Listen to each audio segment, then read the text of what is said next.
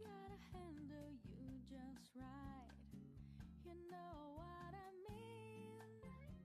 I took you to an intimate restaurant, then to a suggestive movie.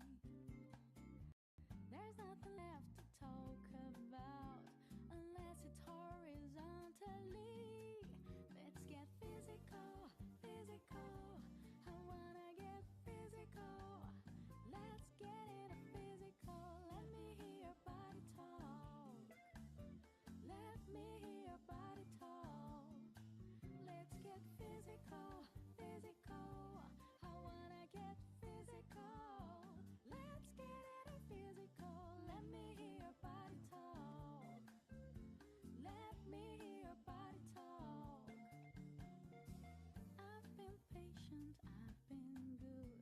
Try to keep my hands on the table. It's getting hard, this holding back.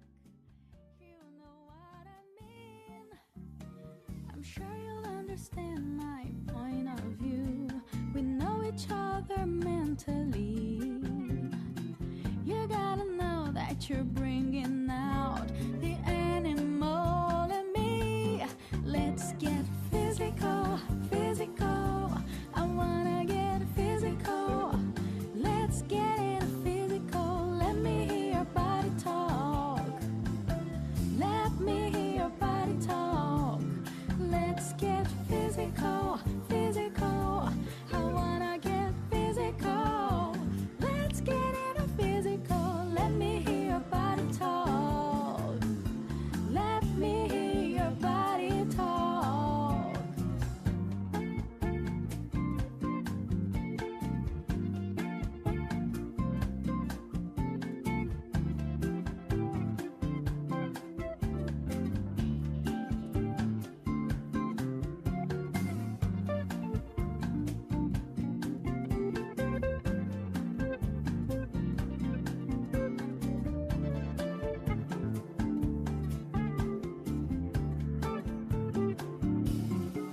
Let's get physical, physical.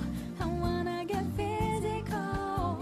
Let's get it physical. Let me hear your body talk. Your body talk. Let me hear your body talk. Let's get animal, animal. I wanna get animal. Let's get it animal. Let me hear your body talk. Let me hear your body talk.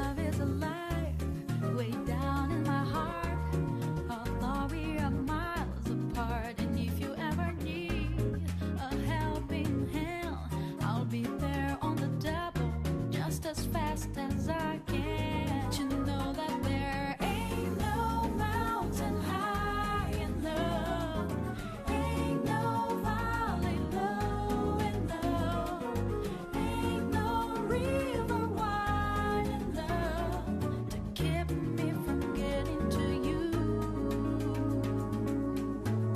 'Cause baby, there ain't no mountain high enough, ain't no valley low enough, ain't no river wide enough to keep me from getting to you.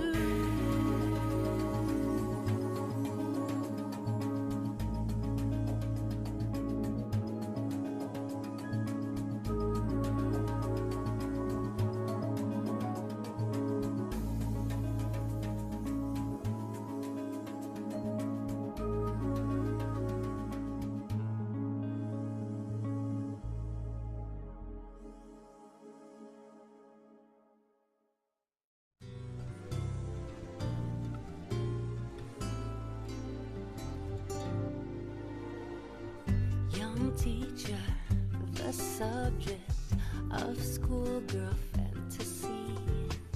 She wants him so badly, knows what she wants to be. Inside her there's longing, this girl's an open page. Bookmarking, she's so close now, this girl is half his age. Don't stand so, don't stand so close to me. Don't stand so, don't stand so close to me. Her friends are so jealous, you know how bad girls get. Sometimes it's not so easy to be the teacher's pet. Temptation, frustration, so bad it makes him cry. Wet bus stop, she's waiting, his car is warm and dry.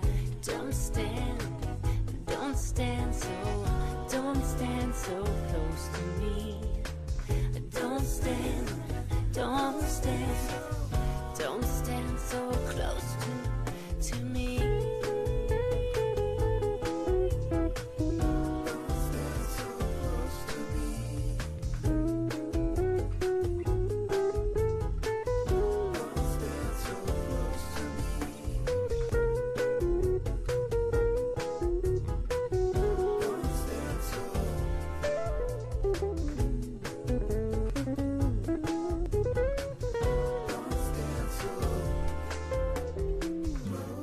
Talking the classroom, to her they try and try. Strong words in the staff room, the accusations lie. It's no use, he sees her, he starts to shake and cough, just like the old man in that book by Nabokov. Don't stand so close to me. Don't stand so close to me.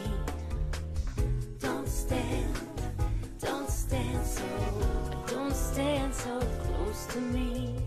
Oh, don't stand so close to me. Don't stand so close to me. Please don't stand so close to me.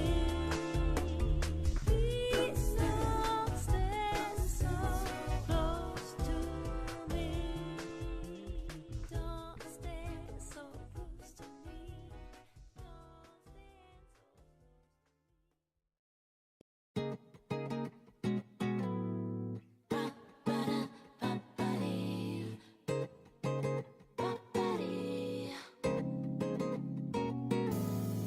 Would you like to ride in my beautiful balloon? Would Would you like to ride in my beautiful balloon? We could float among the stars together, you and I.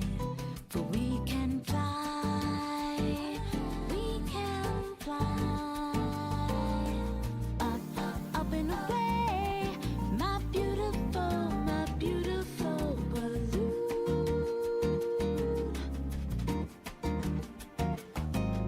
The world's a nicer place in my beautiful balloon. It wears a nicer face in my beautiful balloon. We can sing a song and sail along the silver sky. But we can fly, we can fly. Up, up and away, my beautiful balloon.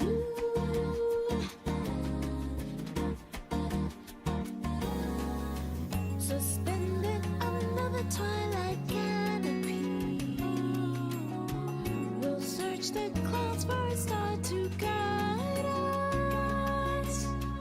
If by some chance you find yourself loving me, we'll find a cloud that hides us. We'll keep the moon beside us. Love is waiting there in my beautiful balloon. Way up in the air in my beautiful balloon. If you hold my hand, we'll chase your dream across the sky. For we can fly, we can fly. Up, up and away, my beautiful. Pronunciation of CAETS is CAETS.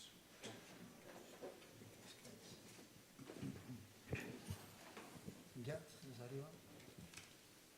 Ya. Sí. Buenas tardes. Good evening. Members of the 31 National Academies of CAETS, the International Council of Academies of Engineering and Technological Sciences.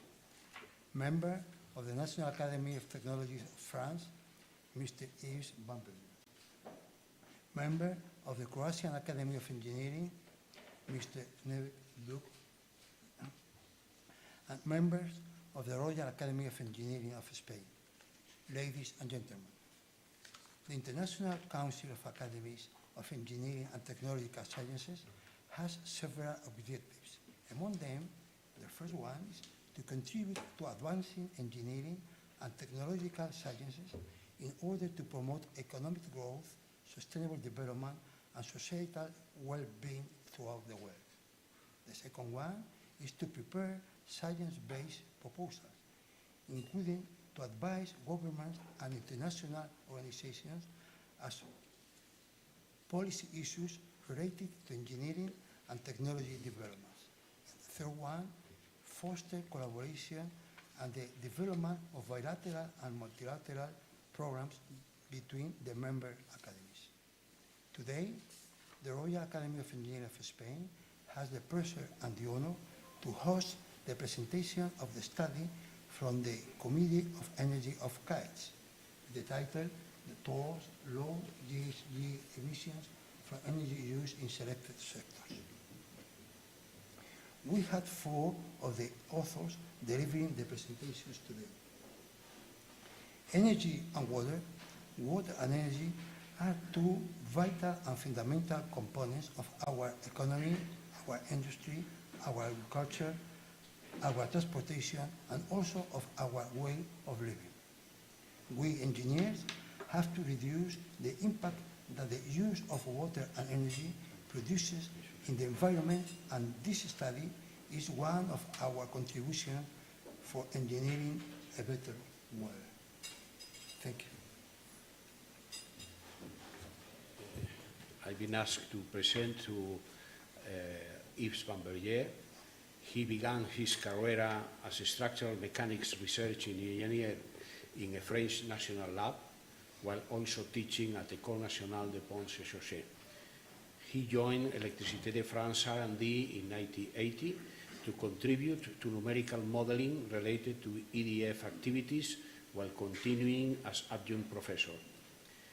In his successive positions, especially as Vice President of the Generation and Transmission Division, then as Chief Information Officer, Yves became a driving force behind what is now known as the digital transformation. From 2002, as Director of EDF R&D, 2,000 employees, he gave impulse to the research on power electric systems in the context of climate change. From 2010 to 2014, he served as scientific advisor to the chairman and chief executive officer. Yves has been member of different councils in France and other countries. In 2021, he published with his colleague Teddy Putkin the book Electricity, Humanity's Low Carbon Future. Yves is a founding member and vice president of the National French Academy of Technologies. Thank you for coming here.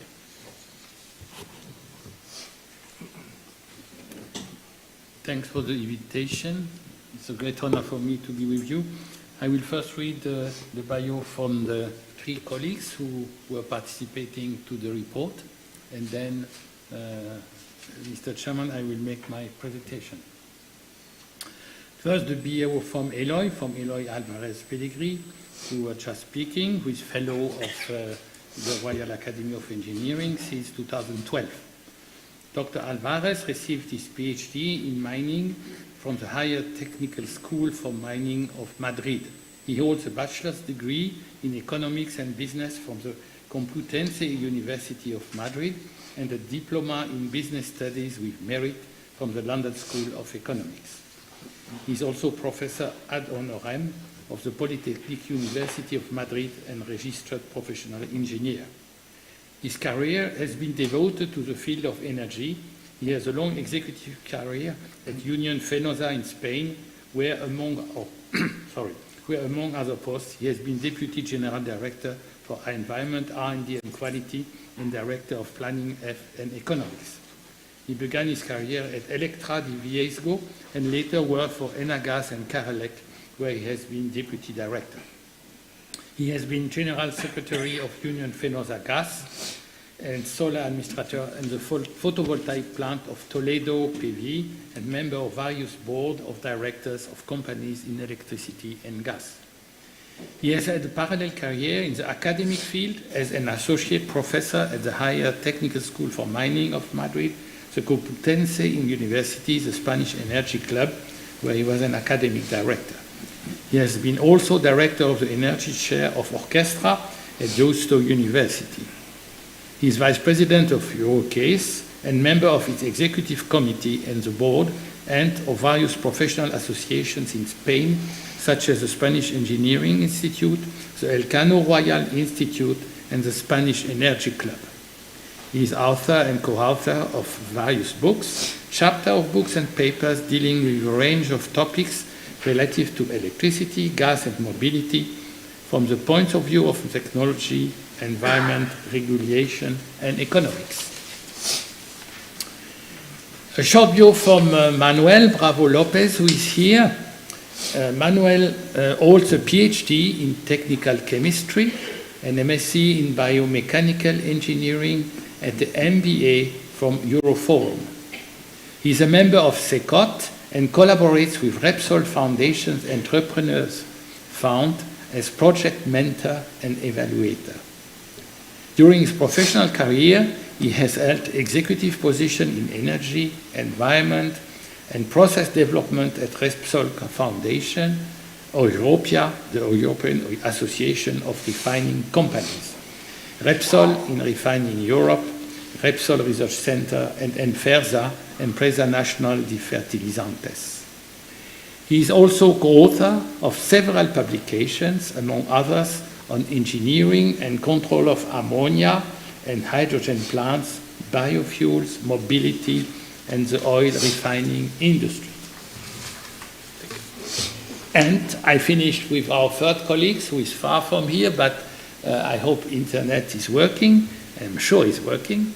With the bio from Neven Duyk. Neven Duyk is in Croatia. Professor Dr. Neven Duyk, full professor at University of Zagreb, has published more than 175 papers in journals referenced in science. He is vice president of the Croatian Academy of Engineering. He is editor of Energy Conversion Management Journal, subject editor of Journal Energy, and editor-in-chief of Journal of Sustainable Development of Energy, Water and Environment Systems, GSDWES. He is organizing DWES conference series. He was coordinator of over 40 international research projects. He has been recognized recently as one of top 1% cited scientists by a research team at Stanford. His main areas of interest are energy policy and planning, energy economics, sustainable development policy and resource planning, climate change mitigation, and combustion engineering. You see that to produce the report which I will present, I was surrounded by by 70 colleagues who are knowing far more than me interesting things in energy and related issues. Mr. President, shall I begin the report? Thank you. So thanks again for inviting me and for choosing March 21. The first reason is spring, and so such a report wants to bring the spring. And secondly, because yesterday IPCC was publishing his report, and especially the summary for policymakers. I'm sure that you all have read the 27 pages from this text, which is not very optimistic concerning the ability of academy to face the global issues that we are all knowing. Our report is directly related to that, because what we have done is to study in 7 sectors which technologies are already available for deployment. But before I develop that, if you allow, I have one slide on our academy, because I've seen finally that we don't have so many contacts between our 2 academies. I mean direct contacts. We have contacts through the CAETS, through ORCASE, through SAPEA, but through the direct contacts between our 2 academies, we don't have so many. So my first slide, I have to find the magic system. It works, that's magnific, the technology. So only one slide on the French Academy. I know that you have a motto in your Royal Academy. We also have one. They are different, not so far, but they are different. We chose 20 years ago because we are magic system. It works, that's magnific technology. So only one slide on the French Academy. I know that you have a motto in your Royal Academy. No, maybe they are recording. The recording system is running, that's clear. So what I was saying, that we have 2 mottos which are not exactly the same. It could be another day interesting to discuss that. We have chosen 20 years ago, because our academy is younger than yours. You was created in 94, if I remember, and to use the word progress, which is now more and more forgotten and replaced by innovation, but innovation is not the same than progress. And we choose this motto, and we think it's still very valid. We had a discussion 2 years ago again on the motto, but we keep our motto, and we are proud to have this motto. As written on these slides, we have 9 poles. One, it's not section, because it's more a way to organize the work than to share the academies in different pieces.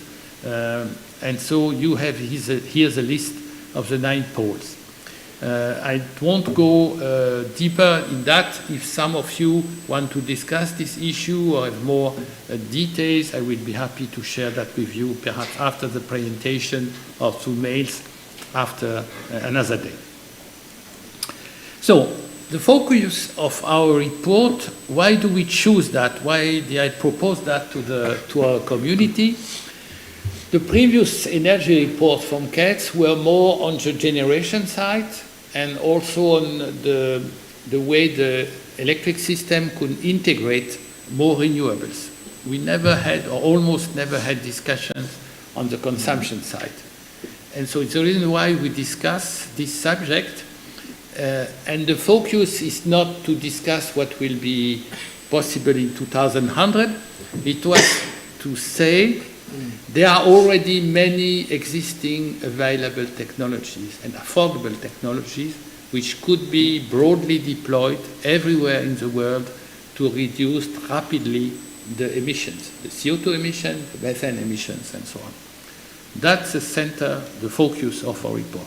And secondly, we describe the technologies, but we also, in each chapter, and in a general chapter at the beginning, I will show you in a few minutes, some comments, messages, and recommendations for political, industrial leaders, for academic leaders, and so on and so on.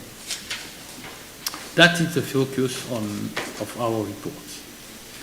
So you have here the summary. There is a chapter 0. I will discuss a bit later, a bit in detail, because it's in this chapter where you will find some general recommendations, general messages. Then we have 7 chapters. You have the list here. I don't need to read it.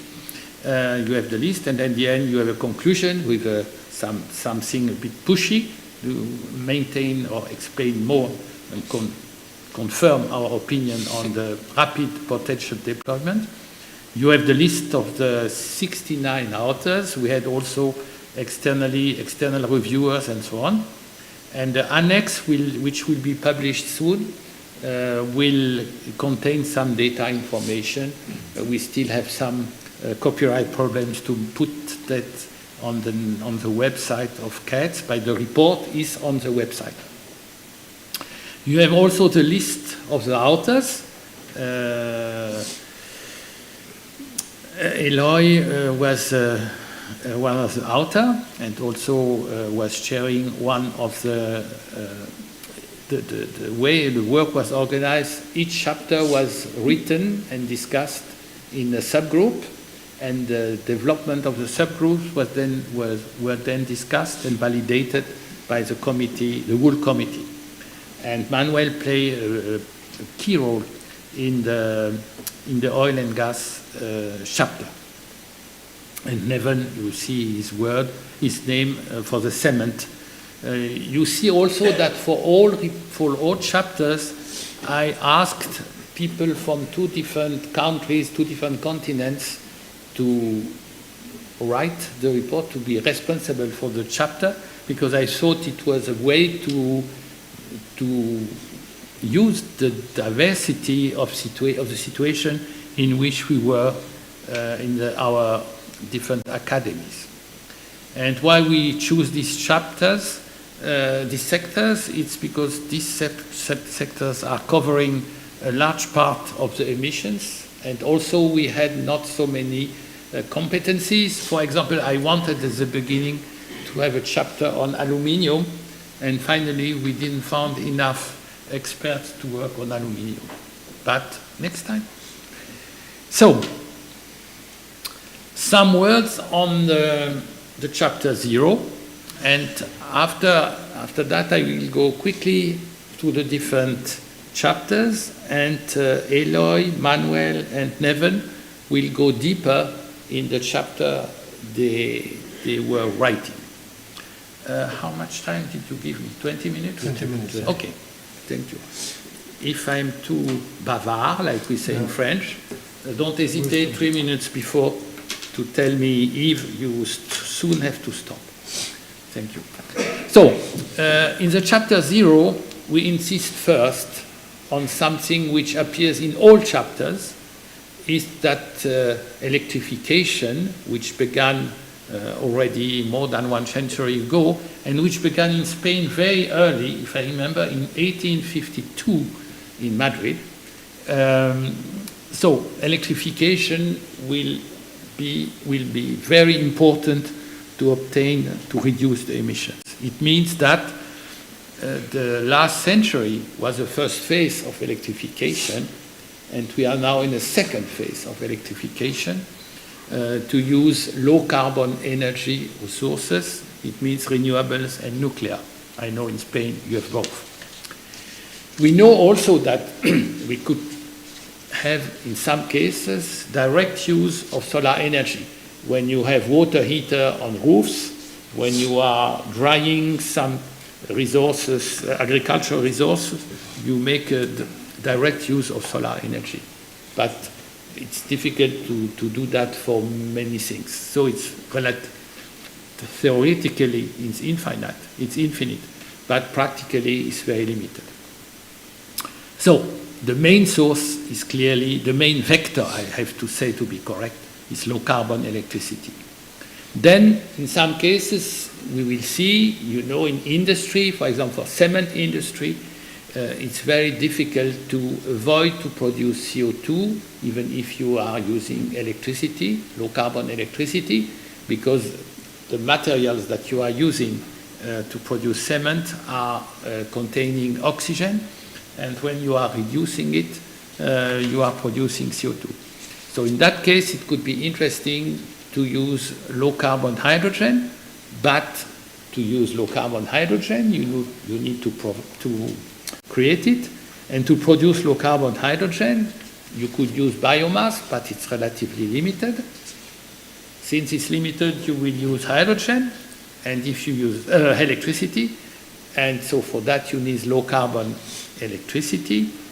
And one, that's my personal opinion, one problem which the humanity will have to face during the next decade is clearly that we won't have enough low carbon electricity.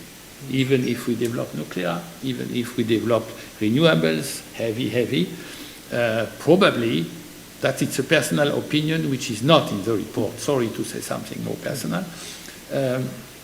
One of our main concerns should be to have enough low carbon electricity in the near future. So, if we are still producing CO2 after all what we have tried to reduce the CO2, but we still produce CO2, CCS, so carbon capture, utilization, limited up to now, and storage will be the solution. That is what the chapter is to set the scene, is though explaining in relatively in detail the central role of low carbon electrification. It's also the case for low carbon heat, because we are also using heat, directly heat in many cases. What I mean by low carbon, that it's precise in the report, it's when the CO2 content of electricity or heat is less than 50 grams per kilowatt hour. You have to choose a precise definition. It's a definition that we have chosen, less than 50 grams of CO2 per kilowatt hour. If I remember, the electricity in Spain now is around 200 grams. In 2021, it was 190 grams of CO2 per kilowatt hour in Spain. In France, we are a bit lower, we are around 50, but Germany is around 360 now, Europe a bit higher, and so on and so on. And China is a bit less, 600 now. So, that's the first thing, that the chapter 0 is beginning with that. Then, in this chapter 0, we have a list of general recommendations. So the first one I already told you, we have low carbon technologies available, and they often have co-benefits. If you replace some gas by electricity, you are reducing some risks. You have done the discussion on energy efficiency and rebound effect, which we all know. We have then the discussion on synergies between users, but if you are putting, for example, together, if you are using the waste heat from a plant to heat buildings, when the plant is down, you don't have heat in the building, then you have resiliency issues, so we discussed that. And then one important point I will describe a bit later more is the importance of the matrix that you put in the regulations. I will give you an example. Then in the chapter, we insist on 3 aspects. The first one is the importance of the family of heat pumps.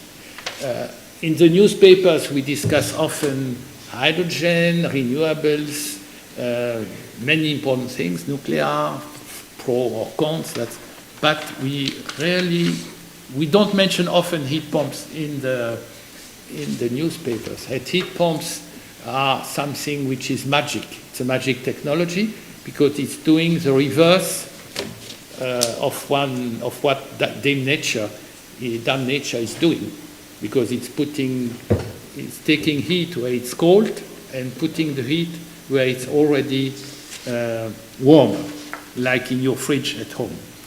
And so we insist because it's clearly a family of technologies which are key to reduce the CO2 emissions in the buildings and in the industry. Then we discuss shortly hydrogen also, because hydrogen, you know, it's a subject of discussion with, which are not always rational, not only in France, I think. So we mention a bit some elements on hydrogen, and then we insist not on a technology, but on a way to analyze the energy issues, which are the life cycle analysis. Then we have some comments which are more political. I don't read the list. You may read it. I will insist on 2 aspects only. One is reasoning holistic way. To have a global approach, holistic approach, seems to us key. I could give examples if we have time for the discussion, where some governments, the French one, for example, in some cases took decision for solar, but at the same time don't take clearly the consequence on other aspects. How many minutes I have still? 4 more minutes. Good, thank you, perfect. We have all discussed, in all chapters, we have seen that we will miss, we have to transform skills and develop new competencies. And in the end, what we need in all countries, it's effective leadership and arbitration capacity. Before I make a short comment on the other chapter, very short, you have on this slide one example. Are we pushing first energy efficiency, or are we pushing low carbon? Here I give you an example with 2 buildings, 2 homes, very simple, with an annual need of heat of 4 megawatt hour. I took the Spain electricity mix. Initially, you have a gas boiler. Sorry, Manuel, I will replace the gas boiler with electricity. If you replace, if you are insulating by 50%, which is very costly usually, you will divide by 2 the CO2 emissions. If you simply replace the gas boiler by an electric pump, you will reduce far more the CO2 emissions. I don't say that insulation is not necessarily useful. I only say, what will you prioritize and for which object? And to use my last minutes, I don't go very in detail between food and agriculture and the other one. I will only show you that we have some key messages and recommendations on all chapters. My colleagues will give you details on 3 chapters. You may read this evening after the conference or next weekend the other chapters. Yes. And I want to finish with the conclusions and make one more comment. At the end of the report, we repeat something that we have technologies. We know that they won't be sufficient. We need also research, development, demonstration.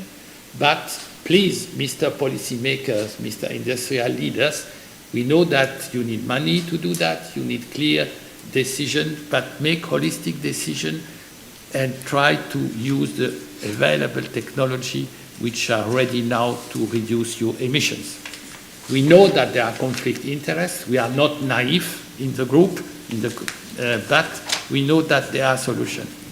Then we were insisting on importance of education and training, which is everywhere a problem in all sectors, from the people who are renewing buildings to the people who are workers in plants. Everywhere there will be changes and new competency will be needed. And in the end, we were saying that the academies could be more used by the political leaders because we think we are not so stupid and we could bring more to the decision makers. I thank you very much.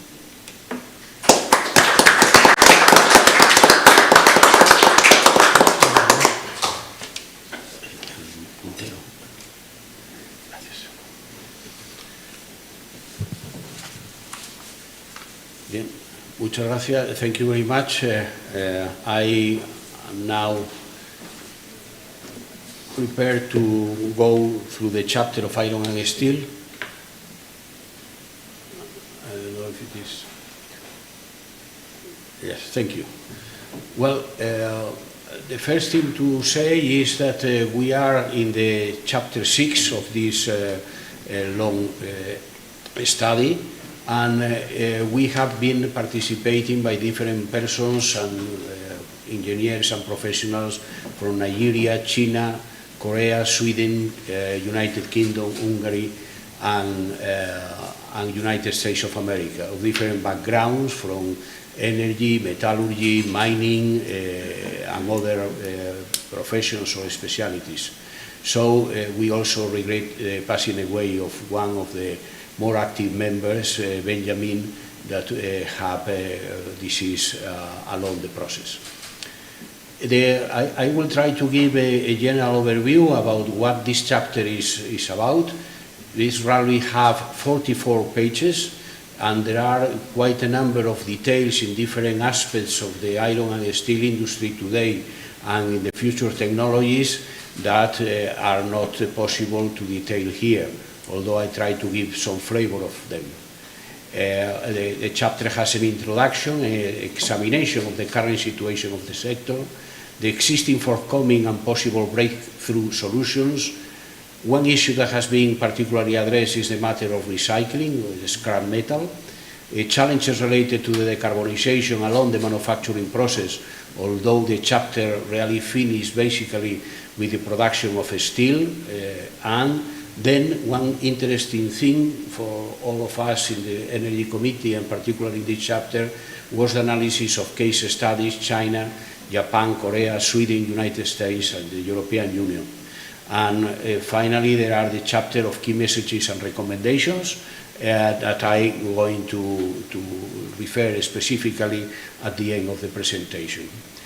As said, the chapter, I mean the chapter of iron and steel, introduced current process technologies already resulting in lower greenhouse gas emissions than previous one, others that are already existing but still not widely deployed, as well as radically new technologies deployed on the scale of pilot projects, let's to say hydrogen-based melting and reduction process that are particularly examined in the cases subchapter. The case studies illustrate those aspects, and furthermore the chapter analysis address the matter of recycling, and one issue that is particularly relevant for the steel industry is the carbon capture and storage, and we also mention some of the problems and difficulties that this technology is having.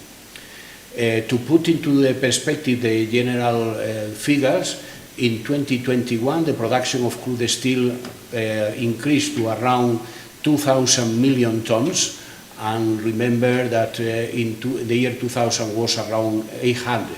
So there was a continuous increase, and in the study we stress the idea that steel, besides other minerals, rare earths or cobalt or others, are going to be needed in huge quantities because they are transversal metal along wind generators, electric vehicles and others.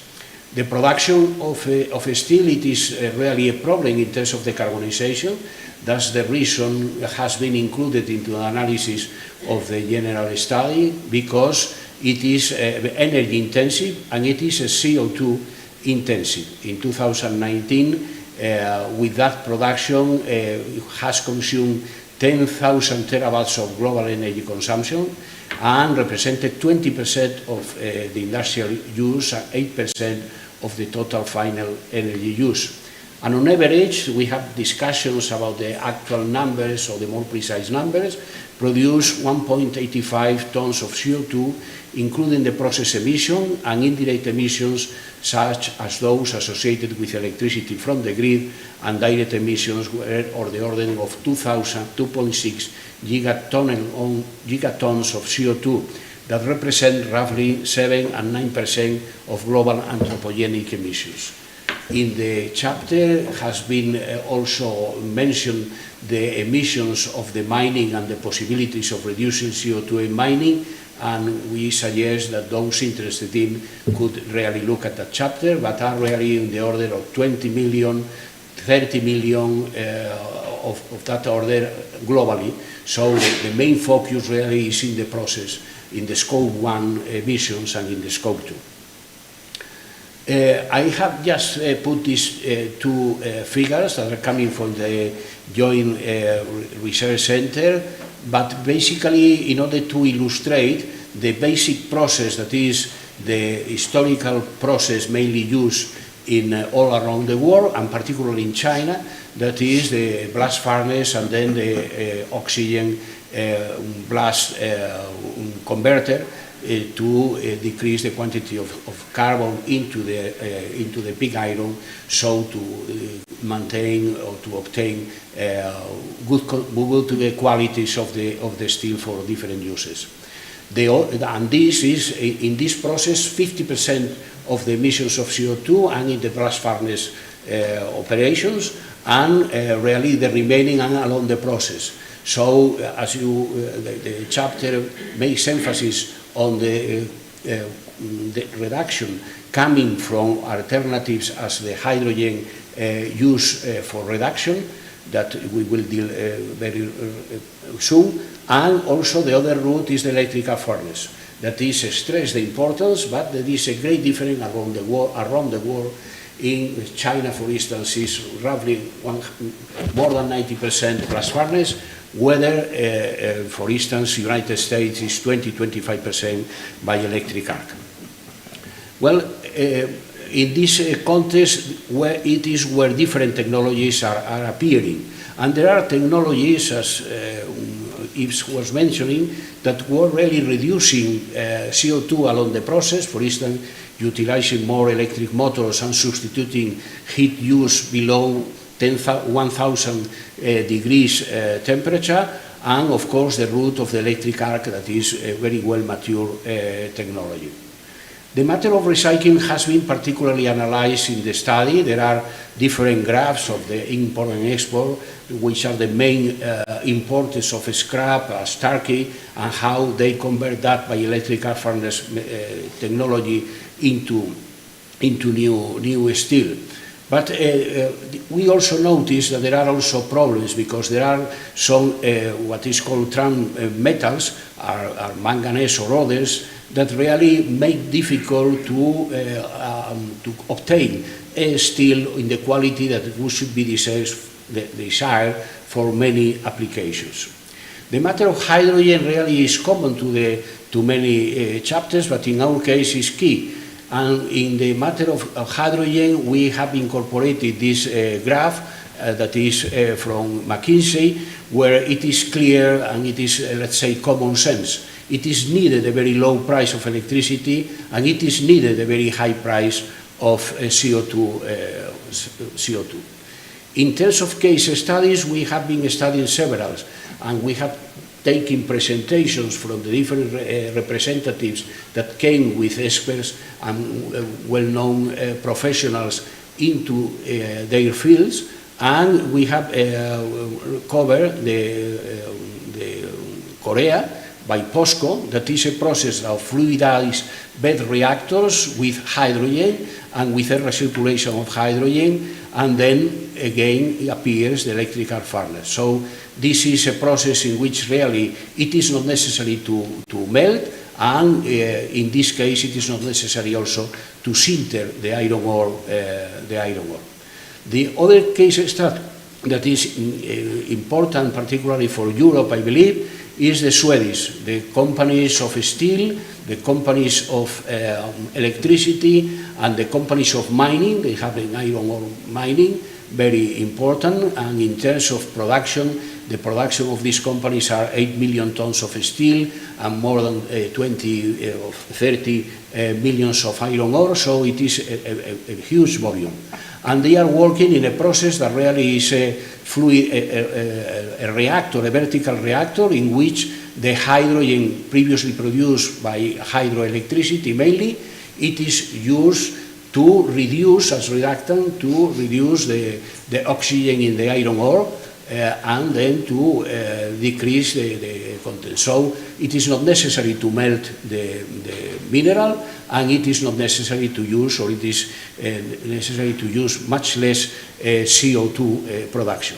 In the graphs that are in the study and in the figures are these detailed and put in numbers. And the interesting thing one of the interesting things of this is that really by mid of this decade, really they can have a project producing more than 1 million tons, and probably by 2030 they want to be producing carbon-free steel in Europe.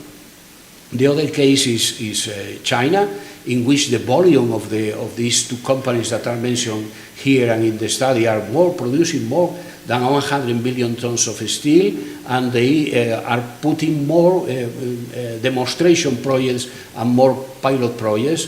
But I believe that really the most breakthrough projects are those of Sweden and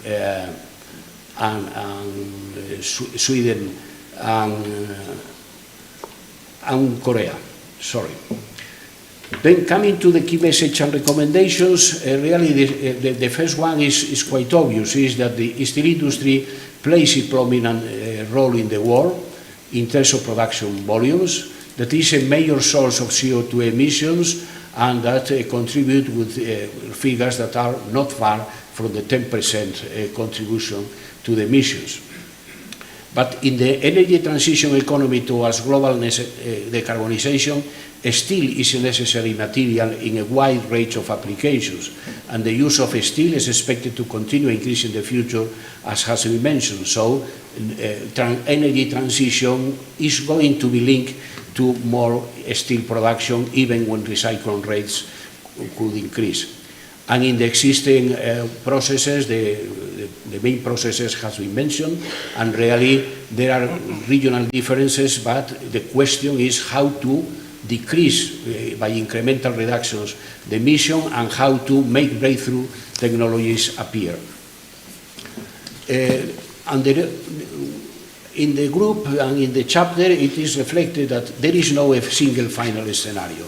Really, it is difficult to say what is going to happen in 2030 unless in 2050.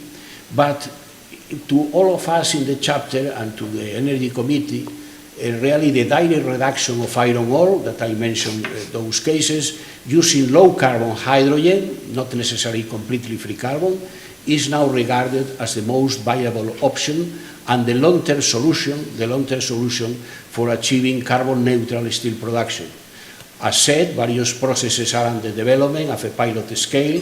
Their economic viability will certainly be proven by these projects before 2030. So in this decade, we are going to have more clear how this decarbonization process are economical and are technically viable and could be penetrating in many industries and countries. But as mentioned also, there are technologies mature that can contribute to reduce, and the big question is the carbon capture and storage. That, as in the same that cement, really this combination of the carbon capture and storage is a technical solution, but really we also point out the social acceptance of this type of technologies. And one big conclusion is really, or key message, is the big investments that are needed to replace or renew facilities, taking into account the leading time that may imply stranded assets. So, which are our recommendations? Then is something that could be more clear, that is the increased use of scrap use, the increasing use of scrap. So, as far as we use the electrical furnace technology, we have looked at that, and I mentioned that really it's going to improve. Then, modifications to allow existing facilities to reduce CO2 emissions. We should continue to work on the existing facilities furthermore, because there are huge investments that could be stranded if radical changes are taken. The potential acceleration of the timing of CO2 emissions should be recommended and should be trying to take place. And this is, in other words, maintain or improve what is existing, but really try to go quicker in these new technologies. Then, on research and development, we think that funding the long-term research and knowledge needs to be secure, because this is going to imply very significant change, and we recommend that the support for pilot and test facilities, in order to tax, we don't mention a specific mechanism for that, but really we stress the need to support that, so to push, and that new infant industry could be really developed.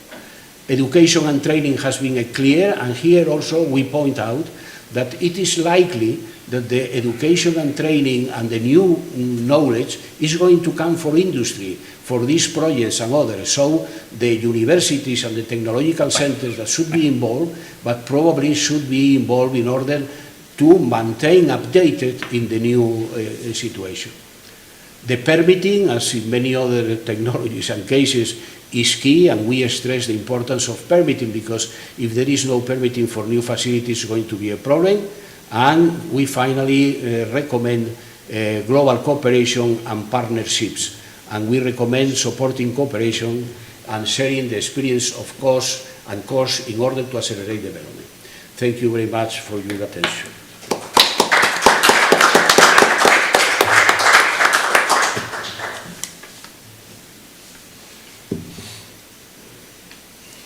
Should I begin?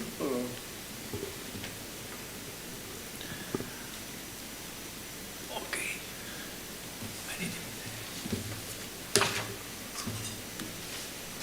Thank you.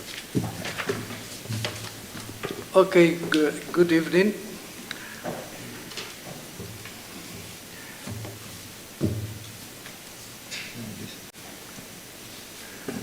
Now, this is the... I've been sent to maintain that the slides while they change, no? So that's the reason.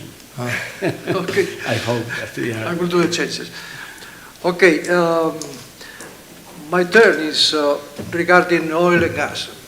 So you can say that the best thing to reduce emissions from oil and gas is to avoid using oil and gas. So, but this is a hard task, especially for the future. So we will see how hard it is. This no, I didn't. Not too complicated, Manuel. For engineers, Yes, engineer. Okay, so it's not an easy task to reduce or to avoid using oil and gas. We will see how difficult it is in the future. I mean, to discuss about reducing emissions, greenhouse gas emissions for oil and gas, we have to focus first on what those emissions represent, where those emissions are coming from, and where are produced along the value chain of oil and gas. When we are finishing the report last year, the data showed that the 2021 was the year with the highest greenhouse gas emissions. But today we know that 2021 was not the highest. The highest is 2022. And it has increased, especially the emissions from coal in 2022 and oil. So oil has also almost reached the amount of emissions of the highest year, which was 2019. And surprisingly, what we are saying here is the contrary, is the oil emissions have increased, but natural gas emissions have decreased in 2022.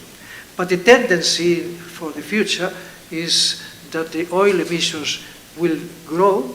I mean, the tendency from 2010 to 2019, the growth 0.6% yearly, and natural gas was growing at 2.2 yearly.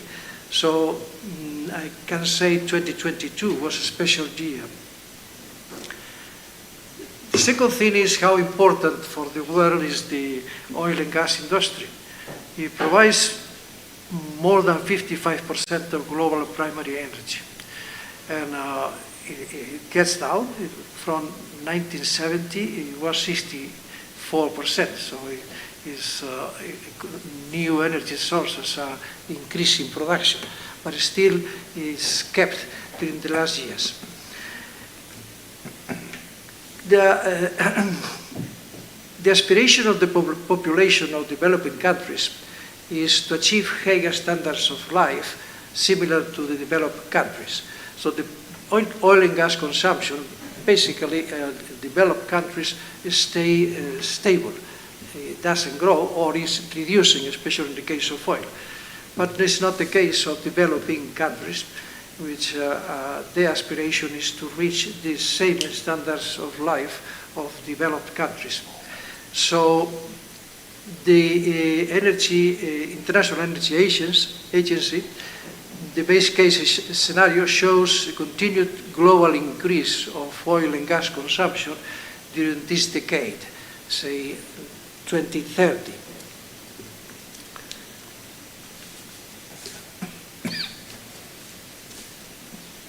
The amount of emissions, that's how high are the emissions coming from energy and process-related emissions, account for 40.8 gigatons of CO2 equivalent. It's not only CO2, but it's CO2 equivalent. 20.5 gigatons of CO2 correspond to oil and gas. So oil and gas has two phases. On one side, oil and gas production, treatment, distribution, and they consume energy and they emit CO2. The second thing is the emissions produced in the case of end use of oil and gas. So the part of those emissions controlled by oil and gas industry, that's about 24% of the overall emissions of, that correspond to oil and gas. Out of those emissions is very important the emissions methane. Methane is the second source or second cause of climate warming in the world, and is the second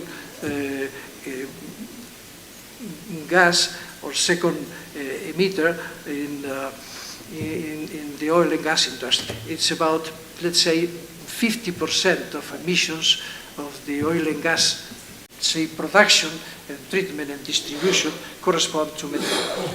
So it is important then to reduce methane in all the activities, operations of production, transportation, and distribution of oil and gas. And the system here, the way of reducing them is already with very well-known mechanisms in many of the cases. So the question, the technologies for avoiding emissions or for reducing emissions during the phases controlled by the oil companies, we can address it in two parts. One is the general. The general includes everything, methane and CO2, and the second part will focus on methane. The main issue for this is general aspects. It's improve energy efficiency, or no, the implementation of energy management systems and digitalization in the oil and gas operations. Replacing steam heating, it was mentioned already, by electrical heating or electrical mechanical movement of the machines instead of turbines. I apply carbon capture and storage. In gas reinjection in the oil wells is to enhance oil recovery and improve refining and catalytic process and heat integration of the process units. There are some case studies that already has been experimented. One is the move from non-having energy management systems to implement an energy management system, a full EMS, may achieve about 10% of energy savings. Crude distillation, that's the first step of refining, offers the largest opportunity for reduction of energy consumption. It has been suggested that the change to PAT in the area of crude distillation can reduce 10 to 15% of energy and CO2 emissions.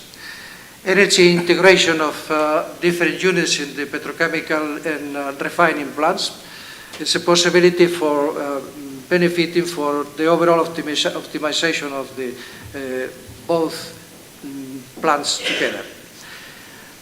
Increase in refining conversion is the conversion of the oil, the barrel of oil in market products, can allow us to replace the liquid combustion in refineries by natural gas with a reduction of 20-25% of CO2 emissions in refinery. And second thing, applying cogeneration facilities in refineries and say chemical plants can drive reduction of CO2 emissions, not the site, but at the overall of the country, when in the case the carbon intensity of the network is above from 350 kilos of CO2 per megawatt.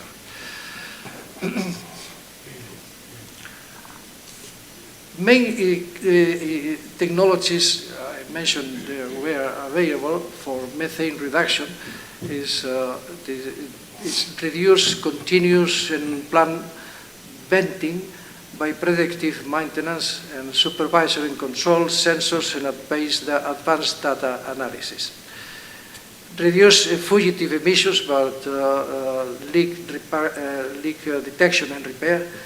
Replace pneumatic pumps and controllers by applying BATs in, say, for pumps and compressors in all the gas distribution, and install vapor recovery units. So the largest emission of methane in all the value chain is venting. So all the steps to reduce venting in, say, designing or controlling the operations will have a good impact in methane reduction, emissions reduction. Don't forget that each emission of each ton of methane reduced has an equivalent efficiency of 30 times that of CO2. Some case studies for abatement of methane is leak detection and repair of pilot campaigns in the Chinese national company cut emissions by 12.3% in 2019 in Dagang oil fields. Wet gas recovery can be used to provide drilling power for rigs and auxiliary generators say there is a case in the Tarin oil field. They have 48 gas recovery stations, and they have a capacity to reduce 4.2 million cubic meters per day of methane. And converting methane to power instrumentation, to compress air power instrumentation, instead of using methane for, say, signal transmission, they use air, then there is some savings of methane emissions to the environment, to the air. So at the Barnett site, the Q-Energy technology enabled the elimination of 98% of methane venting, which was the largest emission of methane. Is the time? No? Almost time? 2 more minutes. 2 more minutes, okay. So, very quickly, I mentioned it was the hard time that we have to reduce consumption of oil and gas. So there is some projection, I have to mention them, from the International Energy Agency. Then one is the steps, which is a stated policy scenario. The second one is announced policies, which is those announced for to the Paris Agreement. And the third thing is net zero scenarios. So you will see the information that there's the case of those pledges by the countries. There is almost no reduction of very minor. It goes to 70% of what consumption today of oil and gas in the future. So let's pass of messages and recommendations. So the world relies heavily on fossil fuels today, with oil and natural gas being the largest providers, accounting for more than 55% of the world's total. Cumulative investments in oil and gas industry amount for trillions of dollars. Facilities have lifespans of decades. This makes it economically and operationally challenging to affect major changes at a rapid pace on a global scale. Increasing use of fossil fuels is responsible for main share of growing global greenhouse gases emissions. There are rising political, social, and financial pressure on oil and gas companies to contribute to the ambitious global net zero greenhouse gas emissions by 2050. Methane flaring and fugitive methane emissions are major contributors to greenhouse gas emissions from oil and gas supply. Energy transition and decarbonization will remain dominant issues throughout the world's environment and economic concerns, change in public perceptions and investor attitudes. The oil and gas industry will need to adapt to the demand for low greenhouse gas production operations on energy and non-energy products. And some few recommendations. The group recommends put a strong emphasis on reducing flaring of methane and fugitive methane emissions in all stages of the oil and gas supply chain. Explore increased electrification of the oil and gas industry where is possible. Put greater emphasis on using and improving LCAs, life cycle assessment models, going from attributable to consequential LCAs, or even iteration assessment models. Continued evaluation, development of potential of CCUs opportunities for oil and gas operations, and increase investments in R&D and training. This is quite general with all the rest of the groups. So that's all. Thank you. Thank you.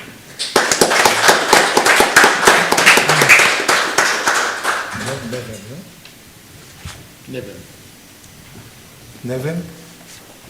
Yeah. Hello. Hello.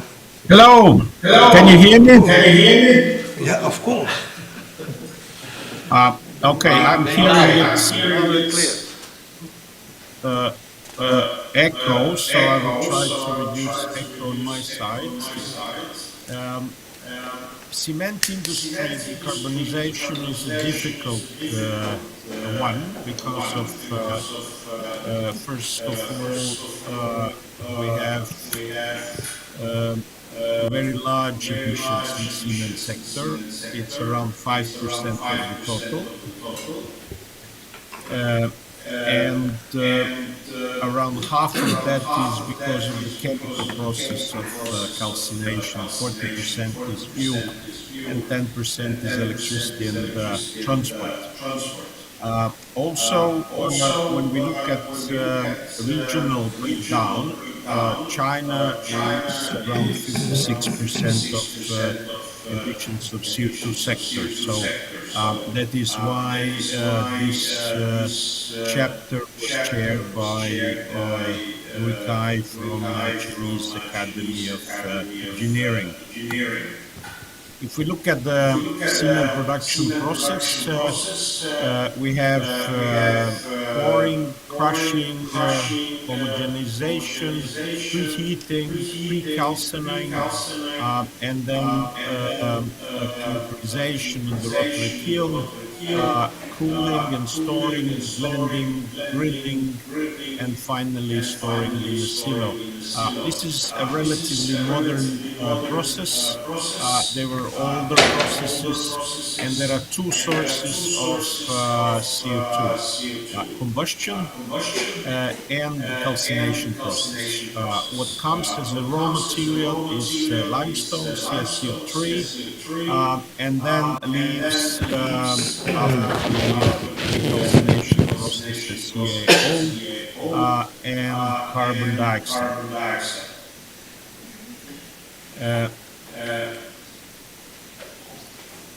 So, cleaner and more sustainable production is becoming increasingly important. Cement is among the largest carbon-emitting sectors. It's around 4% of EU emissions, 15% of Chinese emissions, and around 5% of global anthropogenic CO2 emissions. We have plenty of measures which are available.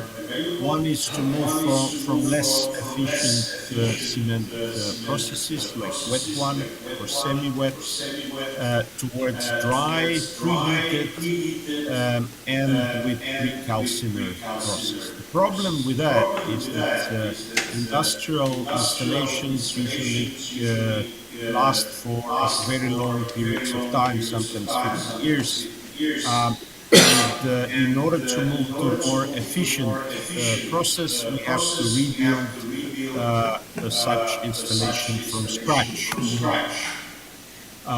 One very popular method now being used is to use SRF or RDF. These are various ways of packaging waste.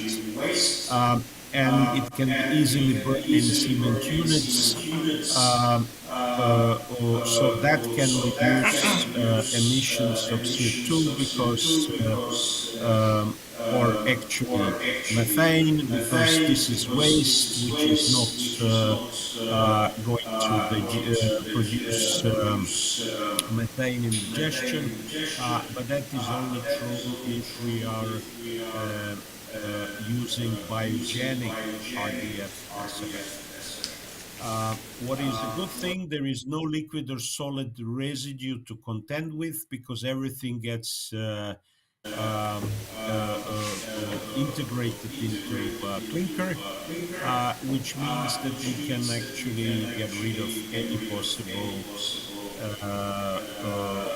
waste. But of course, high energy content waste is hugely better than lower, so that's why we need SRF and RDF. And this is actually a better method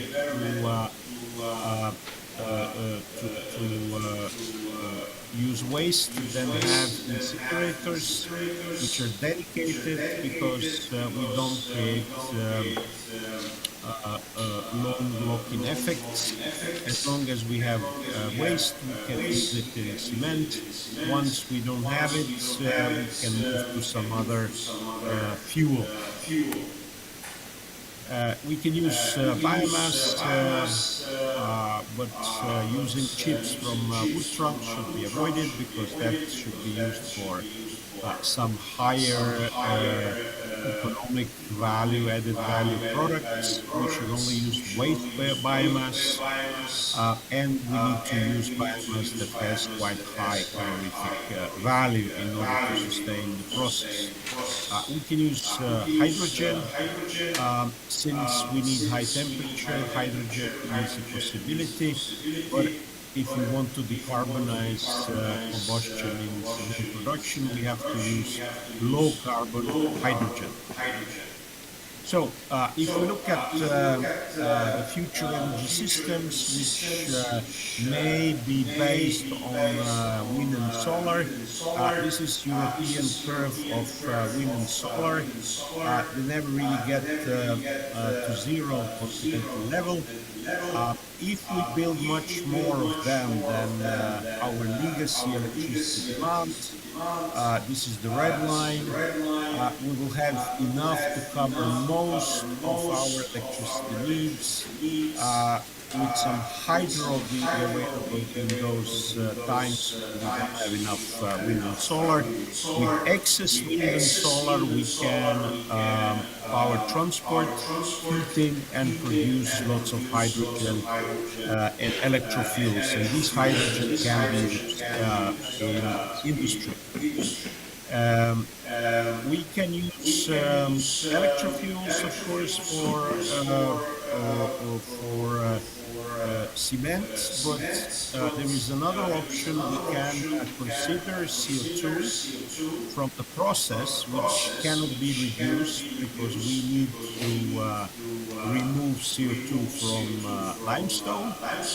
But we could capture this CO2 and use it for production of electrofuels, because we will need carbon in order to produce electrofuels, which are needed for long-distance transport. So this carbon could be reused as fuel or sold for transport use. The problem with that, carbon efficiency is around 50% theoretically, since the CO2 will get released after fuel is burned. One has to have in mind that TUI is not recognizing enhanced oil and gas recovery as carbon capture and utilization. So we should think more about chemical reuse of carbon for some fuels or other products. Cement is industry that will then most probably need carbon capture and storage because the efficiency of CCU for carbon from cement industry is maximum 50%, and we need 100% reduction. So this CO2 can be captured and then can theoretically be stored, but again, enhanced oil and gas recovery does not count according to EU regulation as carbon capture and storage. But using, like in Norway, oil and gas beds which are emptied, then there we can store permanently CO2 on industrial scale. And the Norwegians are testing such technology. So this is probably a way to go for cement industry. Could we electrify cement industry? We will have lots of electricity. So the combustion process needs heat only.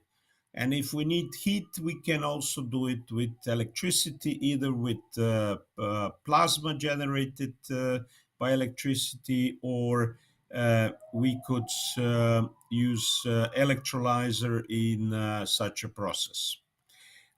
So cement industry can theoretically be fully electrified, but currently, with current technology, we can only electrify it partially.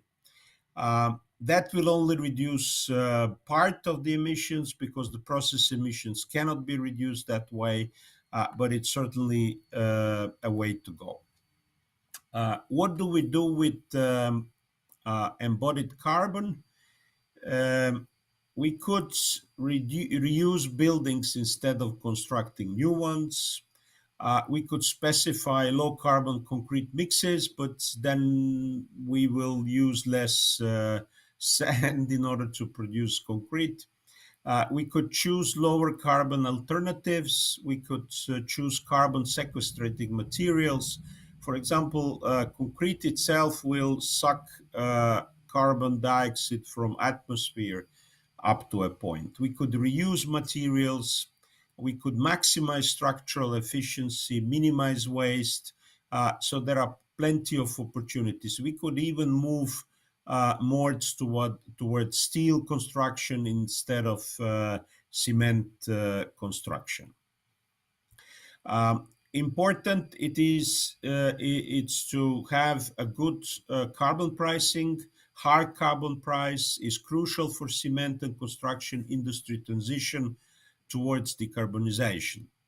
CO2 cost is a significant part of cement cost, so it will help fast development of solutions.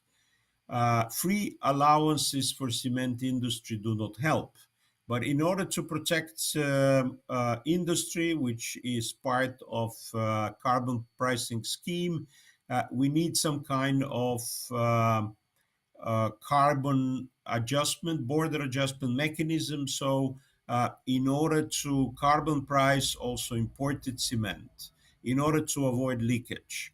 And then free allowances in European Union could be phased out. Thank you very much for your attention.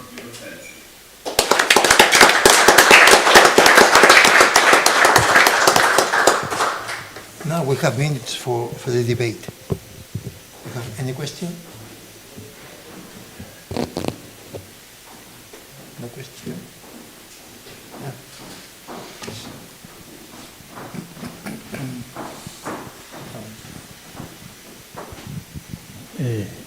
Good afternoon. Thank you very much for your exposition. I will try to explain as better my ideas. I was living in Paris in the 2002 when it commenced the triennium of the Paris triennium and the Kyoto Protocol. It was in this time that start to discuss the climate change for the universe or for the ground. At this time, they were two big group of companies producing electricity. One was the fossil fuels and gas and oils and the coal, and another one was the nuclear, the fission and fusion. The ITER program was in France a very important place to produce the fusion nuclear. After this time, I see that the nuclear central has been not interesting more, and now we are producing hydrogen. But at the beginning was the fuels and the nuclears. But now the nuclear has disappeared because, I don't know why, because the big competitor are nuclear central and fuels companies.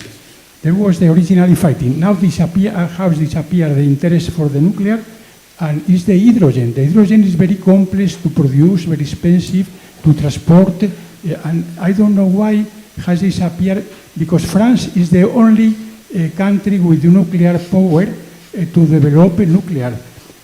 At the beginning, I remember, was Westinghouse, the treatment, the Paris, was Westinghouse that was producing the nuclear central, and Areva is a French company that was producing the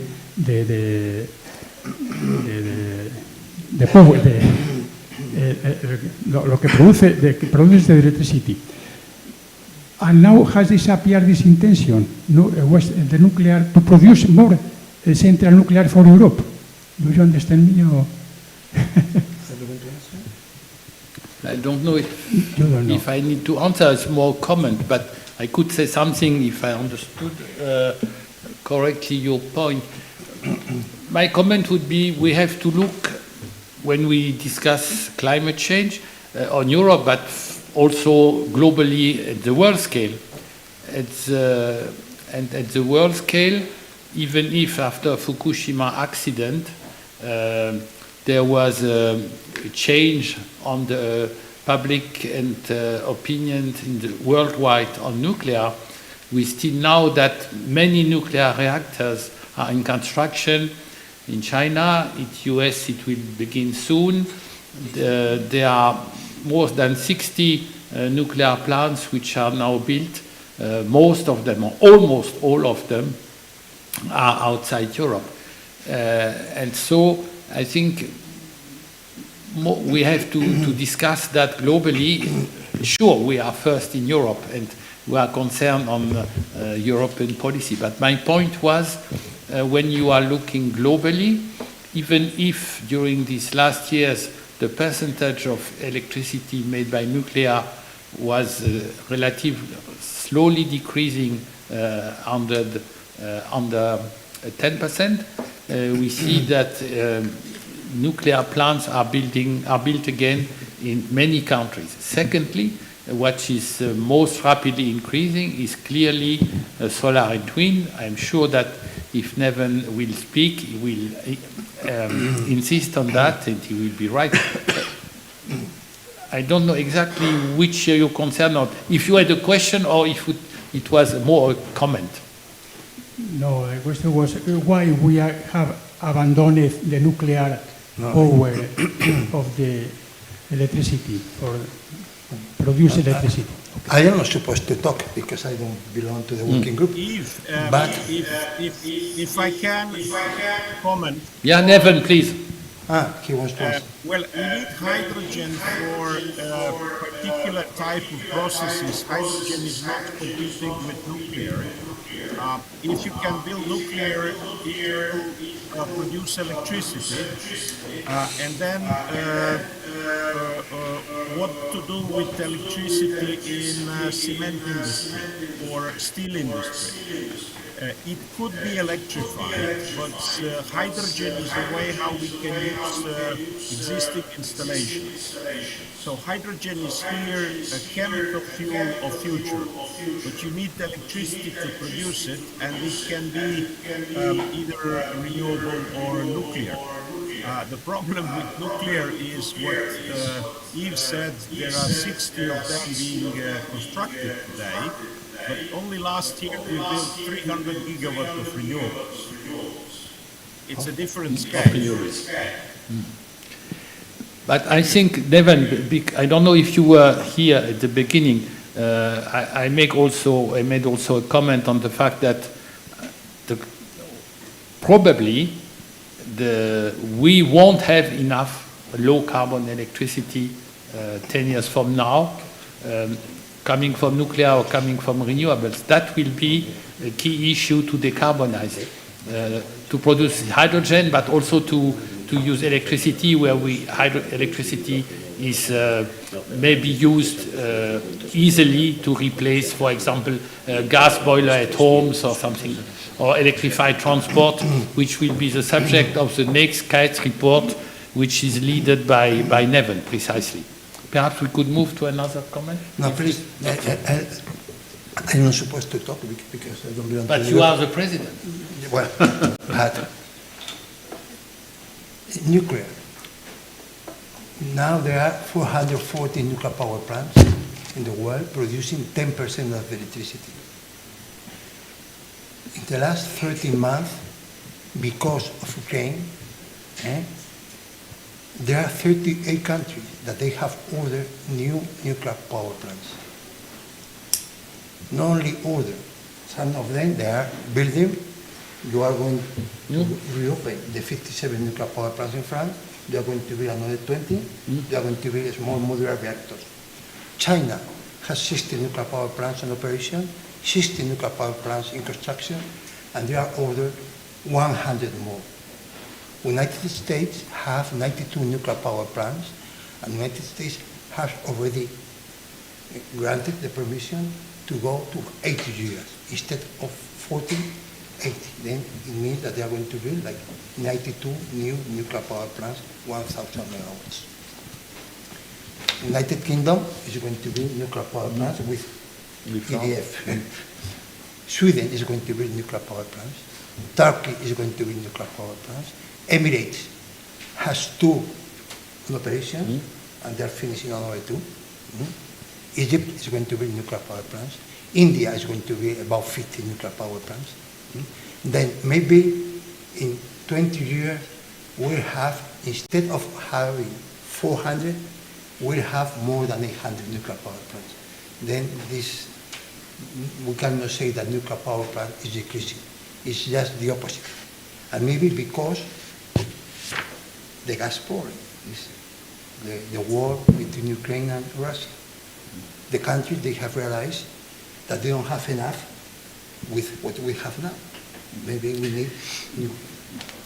But this was not the subject of our report. I know. Thank you. No, thank you. Some other comments on our report or questions? He's more nuclear than myself. No. I didn't want to forget. So, good afternoon, everyone. And first of all, I would like to thank you and congratulate you for the authors, all the authors and the speakers for the presentation and, of course, for the report. I'm really looking forward to have a look at the report, etc., etc. And but I would like to ask you, and maybe this is a question maybe for Mr. Alvarez, but if you want to, any of you can maybe answer. Of course, is welcome. But maybe quite precise or a specific question is that if in the report has been made any analysis or maybe recommendation for the industry of the zinc production, and if not, is there not any analysis? Yeah, zinc, the metal zinc. Zinc. Yes. And if not, if there's no specific analysis or recommendation, if any of the other recommendations that has been mentioned regarding other metals could be applied to that industry. Thank you. We have limited ourselves to the 7 sectors we have mentioned. But what we think, and I'm speaking under the control of Eloy, Manuel, and Neven, is that many of the recommendations which are in the chapter 0, and also the recommendations which are in the chapter on steel industry, for example, could be applied to the other metals industry. So I don't say that's perfect, but I really think some of them, the use of LCA, the use of hydrogen, the use of low carbon hydrogen, the necessity to have holistic views when you are changing, taking account the fact that almost everywhere the facilities are already optimized in a context which is not the context of climate change and so on. I think we are giving some recommendations which are probably available, which have sense for the area to which you were thinking. Okay, thank you very much. And you? Hello. Just a brief note, but of course it's not much relevant because it's not answering directly to your question. But in terms of metals, there are, in the iron and steel chapter, there is a section that is dedicated to scrap and to the trump metals, and there is a discussion particularly referring to the copper and zinc for the recycling. I recommend, although it's not focused specifically in metallurgy of zinc.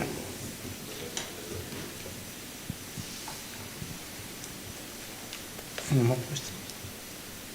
There is a question on the line. They are going to put it on the screen. Who has the question?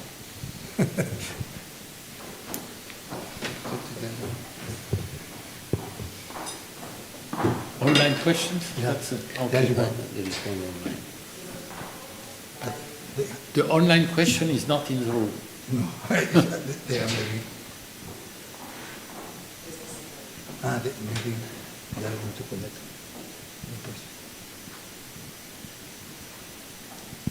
Yeah, Cristóbal Cortés.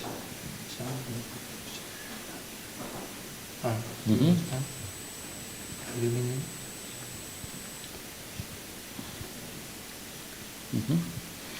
I could say something, but perhaps my colleagues will also make some comment. Thanks, Cristobal, for your question.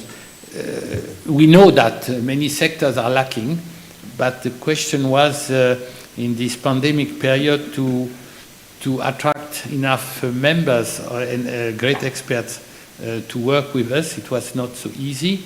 And for example, I was mentioning at the beginning, I remember when we began in February 2021, we wanted to study aluminium because as you are writing, it's an intensive sector. But we didn't find enough people to work on this subject. So what I was saying a few minutes ago, I think concerning aluminium, concerning glass, recycling of glass, for example, recycling of aluminium, you have almost the same problem that for recycling steel, because you are adding to steel different elements. When it's glass, you are adding colors and so on. So the recycling is not so simple than some people are thinking. Anyway, we have to recycle and so on. And I think in the report, when you are, if you are full of energy to go to the chapter 0 and also the chapter on iron and steel, I think you will find interesting comments which you could be used on the sectors you are mentioning on your note on aluminium, glass, and so on. But thank you. Eloy, do you want to? Yeah, just to perhaps to complete something.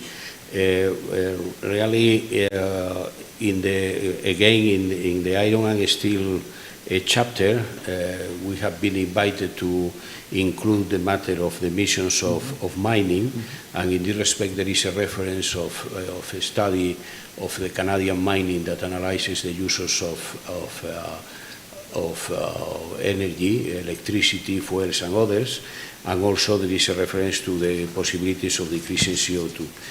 This study, I believe, that refers to this type of soft metals in some Canada mines, and I will take the opportunity to say that the Royal Academy of Engineering, in collaboration with CODEMI, is in the final stage of a study of the role of mining and metallurgy in the energy transition, that in that it should be included some soft metals, as the question of Cristobal addressed, but of course is not referring to the report that we are presenting today.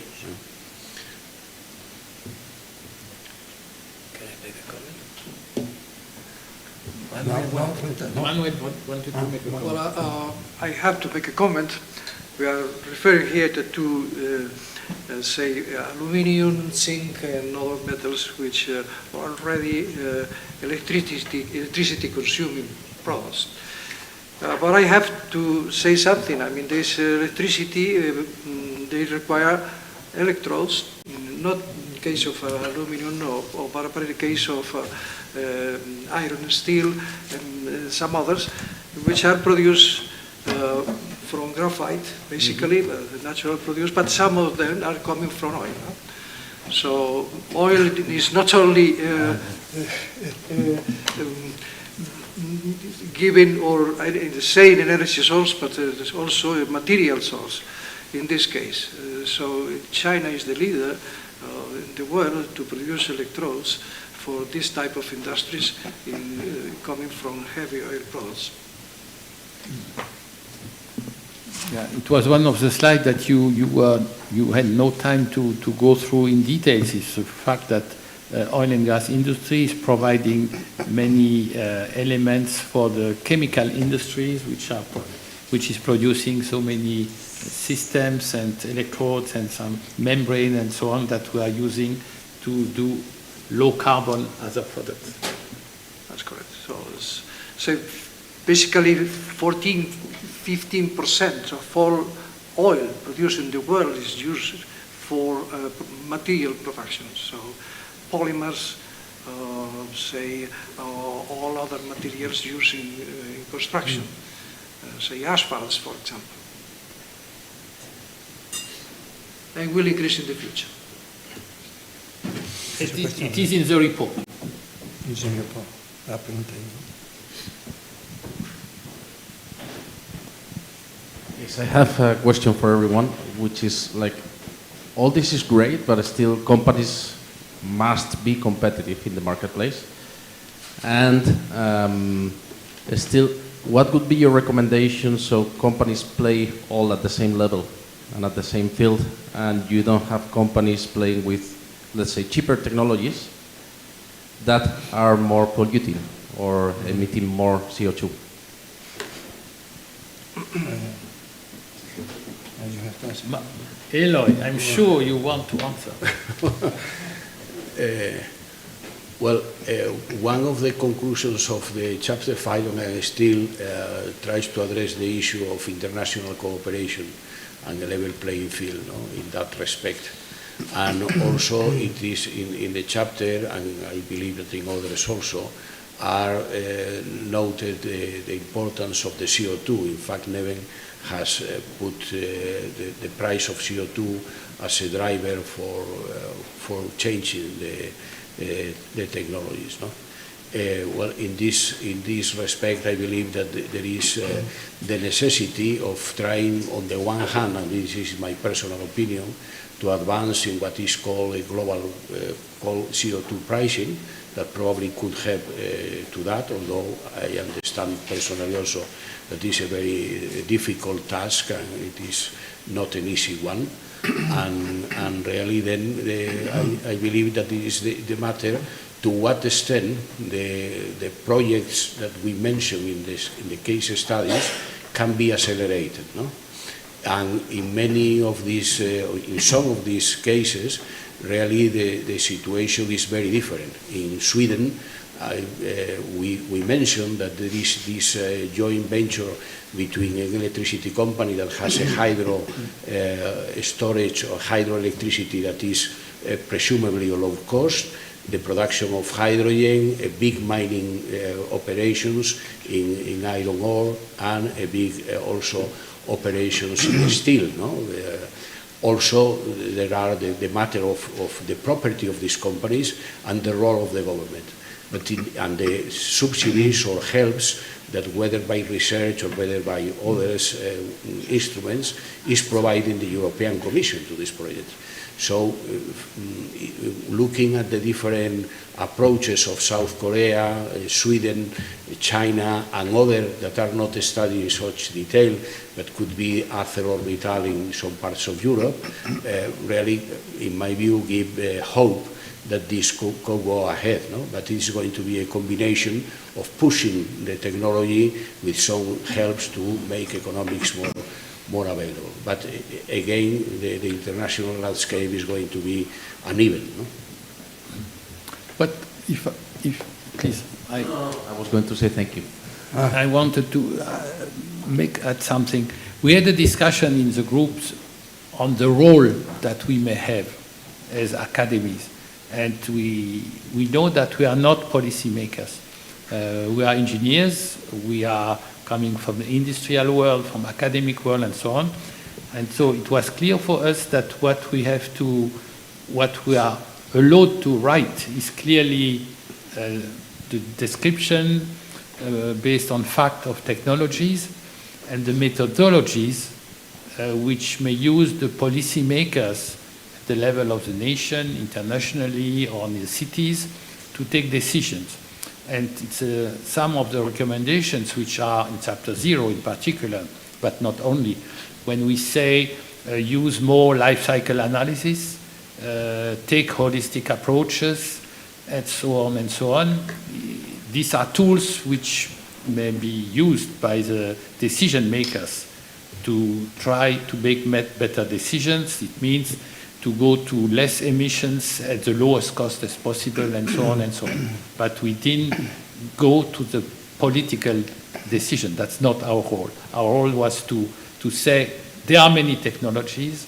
Secondly, some tools may help you to make the right choice. And then it's your job. And if you allow me to no, please, man. Stop. Small comment. It's clear when the amount of CO2 to be released is restricted, is controlled, and the prices are going up. So it makes industries less economic compared with the countries which do not have any restriction, any of such restriction, or a different pricing of CO2. That's the case, for example, or the reason why some of the chemical industry has moved to China. So Europe is not anymore the leader of the chemical industry. Today is China. Or the steel industry is again China, because they use coal. For example, there is a technology to produce chemicals from methanol. And China has the technology, because they produce methanol from coal, which is not in Europe. I mean, it's at the price of CO2 that the industries have to pay. Nobody will do it. So they have this advantage because they have developed the production of going from methanol from chemicals. Okay, and in the future, if Europe has or is able to produce methanol from using hydrogen and CO2 captured, and this results in economic situation, then the technology and the industry to go from this methanol to chemicals, this is an example, by the way, from methanol to chemicals is in China. Okay? Is that clear? So that is the point for the future. We have to be careful. And this is the same story with the border adjustments for the future. I mean, it's not our business, it was not in our discussion, but it's something that has to be carefully designed. China is building 2 coal-fired power plants per week. 2 per week. But they are replacing their old ones. Maybe, but they're building 120 power plants per year, coal, without restrictions. It is difficult to compete. China is the leader in renewables, in nuclear and some others, in hydraulics. And in solar and wind. Yes, solar and wind energy and hydraulic and nuclear and so on. So they don't have this kind of, say, limitations. No. And this is important point for the future. Don't be too pessimistic. No, I'm not pessimistic. Now, what do you make the closing? Okay, thank you, Mr. Chairman. So thanks for being here. To finish very briefly, I would first say I think we enjoy very much to do this report. We were 70 colleagues from 20 countries. We never met each other because all that has been made during the pandemic, and I think we are happy now to meet each other progressively, and so that it's showing, perhaps without being too naive, that international cooperation is possible. And so I think it's one positive aspect on this report is the way it has been produced by many people which were at the beginning not knowing each other. So thank you. And we need more collaboration between our academies and CAETS. Muchas gracias. Thank you.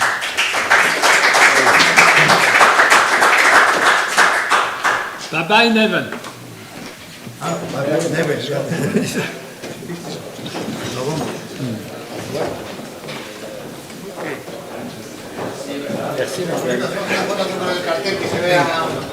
Go there. I'll be there on the double, just as fast as I can. You know that there ain't no mountain high enough, ain't no valley low enough, ain't no river wide enough to keep me from getting to you. 'Cause baby, there ain't no mountain high